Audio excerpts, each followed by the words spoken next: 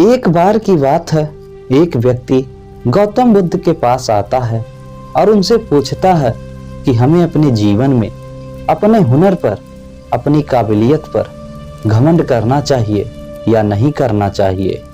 घमंड करना हमारे लिए लाभदायक होता है या हानिकारक होता है? कृपा करके आप मेरा मार्गदर्शन कीजिए। मैं इस बात से काफी परेशान हूँ। कृपया मेरे इस परेशानी का हल बताइए कि मुझे क्या करना चाहिए। तब गौतम बुद्ध उस व्यक्ति से कहते हैं कि मैं तुम्हें जो बता रहा हूँ उसे ध्यान से सुनना। मैं तुम्हें एक कहानी के माध्यम से समझाने की कोशिश करूंगा और बताऊंगा कि अपनी काबिलियत पर घमंड करना सही होता है या फिर गलत होता है, या तुम्हारे लिए लाभदायक होगा या हानिकारक होगा। उसके बाद का निर्णय तुम्हें स्वयं लेना है। तो ध्यान से सुनो। एक बार एक नगर में बहुत ही प्रसिद्ध मूर्तिकार रहता था। वह मूर्ति बनाने में बहुत ही कुशल था। उसके हाथ में ऐसा हुनर था कि वह किसी को भी इंसान की ऐसी अद्भुत मूर्ति बना देता था कि कोई पहचान ही नहीं पाता था कि मूर्ति है या सचमुच इंसान है। यानी मूर्ति में जान डाल देता था। उसकी मूर्ति बनाने की कला दूर दूर तक प्रसिद्ध थी। दूर दूर से राजा, राजकुमार, राजकुमारियां उससे मूर्तियां बनवाने आते थे। अपने हुनर और प्रसिद्धि की वजह से मूर्तिकार को बहुत घमंड हो गया था। मूर्तिकार बहुत समय से भयंकर बीमारी से पीड़ित रहता था। मूर्तिकार को अब रोज रात को सोते वक्त यमदूत दिखाई देते थे। अब मूर्तिकार की मृत्यु का समय नजदीक आ गया था। उसे लगा कि वह अब नहीं बचेगा, लेकिन मूर्तिकार मरना नहीं चाहता था। इसलिए मूर्तिकार ने अपने घमंड में चूर होकर एक योजना बनाई। उसने अपनी ही हूबहू 11 मूर्तियां बनाई और खुद भी उन्हीं मूर्तियों में खड़ा हो गया। फिर जब यमदूत उसे लेने आए तो यमदूत वहां उस मूर्तिकार की मूर्तियों को देखकर दंग रह गए।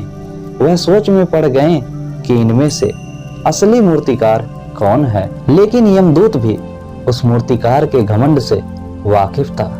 इसलिए यमदूत पहले उसका घमंड तोड़ने के लिए एक युक्ति बनाया।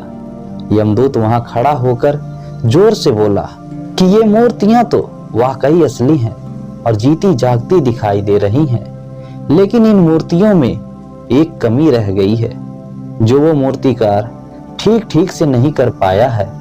अब यमदूत की यह बातें जब मूर्तिकार के कानों में पड़ी तो उससे रहा न गया। वो अपने घमंड में चूर होकर उन खड़ी मूर्तियों के बीच से बोल उठा कि कहाँ है कमी। बस उसी वक्त यमदूत ने असली मूर्तिकार को पकड़ लिया और मूर्तिकार को जवाब देते हुए बोला कि यही है तुम्हारी गलती जो तुम मूर्तियों के बीच से बोल उठे और तुम अपने अहंकार में ये भूल गए कि मूर्तियां कभी बोला नहीं करती हैं। अपने घमंड में चूर होकर वह मूर्तिकार भूल गया कि यमदूत उसे लेने आया है। अपने काबिलियत के घमंड में अंधा होने के कारण वह इस बात को पूरी तरह से भूल गया था कि उसने अपनी इतनी मूर्तियां किस लिए बनाई थीं, और बिना कुछ सोचे समझे उसके द्वारा बनाई गई मूर्तियों में कौन सी कमी रह गई है इसको जानने के लिए तुरंत बोल पड़ा। और अपने काबिलियत के घमंड में अंधा होने के कारण वह मूर्तिकार अपनी जान से हाथ धो बैठा। वह व्यक्ति गौतम बुद्ध की इस कहानी से पूरी तरह से समझ गया था कि घमंड हमें किस तरह से हानि पहुंचाती है।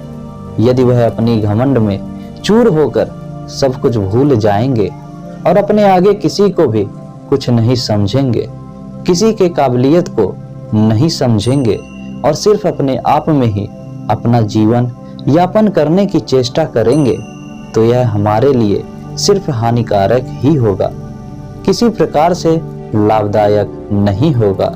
इसलिए हमें अपनी काबिलियत पर कभी घमंड नहीं करनी चाहिए, बल्कि अपनी सूझबूझ से अपनी काबिलियत का सही उपयोग करके अपने जीवन को बेहतर बनाना चाहिए।